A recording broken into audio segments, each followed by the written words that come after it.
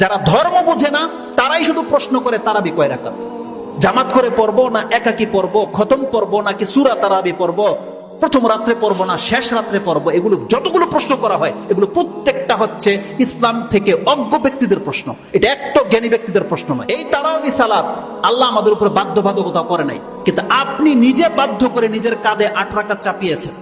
আপনি নিজে বাধ্য করে আপনার ঘরে আপনি 20 রাকাত চাপিয়েছেন, এটা আল্লাহ আপনার উপরে চাপায়নি। অথচ ব্যাপারটা কি ছিল, যেই ব্যক্তি কোনো রাতে যদি অন্তত পক্ষে 2 রাকাত নামাজও পড়ে, এটি তার কেমন লাগে। এটা কেমন লাইন নাকি পৃথিবীর কোন হুজুর যদি আসে প্রোটেক্ট করার ক্ষমতা থাকলে যেন প্রোটেক্ট করে। এটা কেমন লাইন নয়, মাত্র 2 রাকাত সালাত। আপনি হাদিস চাইলে আমি হাদিস দেখাবো আপনাকে, রাসূল সাল্লাল্লাহু আলাইহি ওয়াসাল্লাম কি বলেছে। যদিও রাসূল সাল্লাল্লাহু আলাইহি ওয়াসাল্লাম 2 রাকাত করে পড়তে বলেছে, কিন্তু কোন ব্যক্তি যদি আজকে রাতে সক্ষম নয়, সে মাত্র 2 রাকাত পড়তে সক্ষম, সে কি কেমন লাইলে নাকি পাবে না?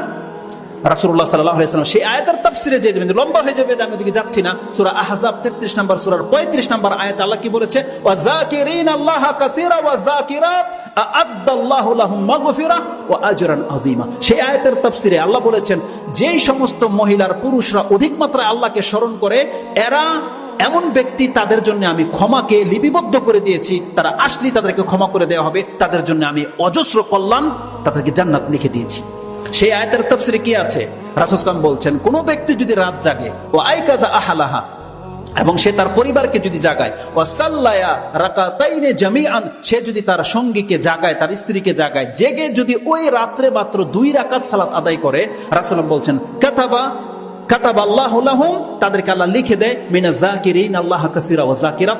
এই পুরুষ এই মহিলা হচ্ছে আজকে রাতের সবথেকে বেশি আল্লাহকে স্মরণ করা ব্যক্তি, লিখে দেয় আল্লাহ। সুবহানাল্লাহ। সেই আয়াতের তাফসীরগুলো আপনি পেয়ে যাবেন।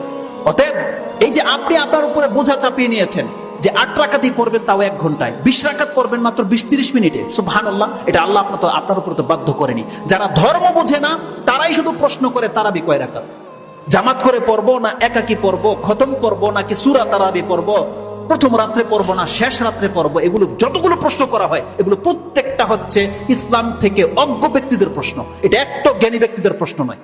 অথচ আপনার জন্য ছাড় দেওয়া হয়েছে।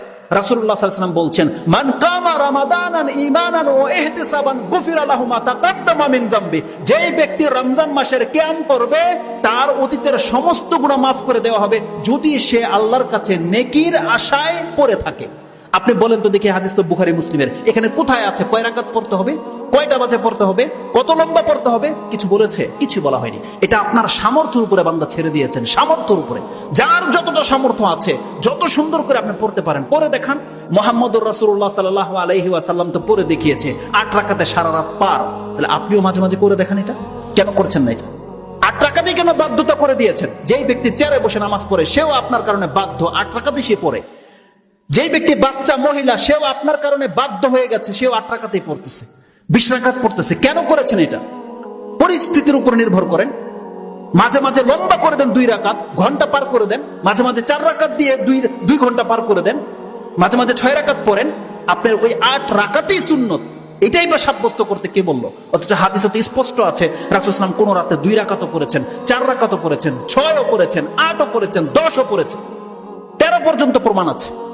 ওটা হচ্ছে সীমা, কিন্তু আপনাকে তো ওটা বেঁধে দেয়নি আল্লাহ সুবহানাহু ওয়া তাআলা এবং তার রাসূল। আর সেটাকে টেনে আবার 20 রাকাত করা হয়েছে, তাও আবার 20 মিনিটে। এগুলো ইসলামের সাথে তামসা করা ছাড়া কিছুই নয়। ছোট মুখে আমি অনেকগুলো কথা বলে দিলাম, জাস্ট আপনাকে রিয়েলাইজ করার জন্য, বোঝার জন্য। দেখেন বান্দা, এটা আপনার জন্য নফল, আর এমন নফল যেটা অন্য মাসে এই নেকি আপনাকে দিতে পারবে না।